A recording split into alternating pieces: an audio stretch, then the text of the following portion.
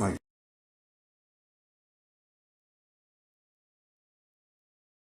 healthy, physically looking healthy, 18 to 21 year old woman, young woman, good organs.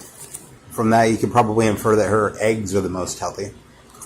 Perky tits, so she can feed the baby.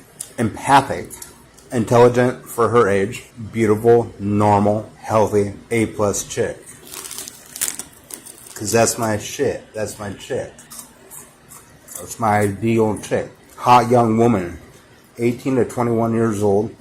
Doesn't matter what her skin color is. Doesn't matter what her hair color is. Just healthy, hot. Hot and healthy are basically the same word. Hourglass figure. No internal problems.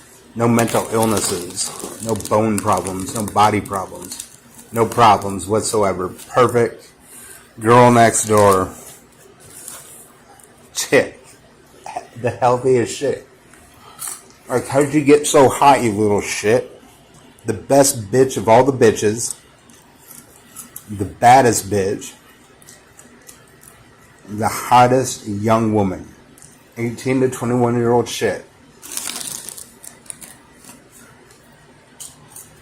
How'd you get so hot, little chick? Kind of chick.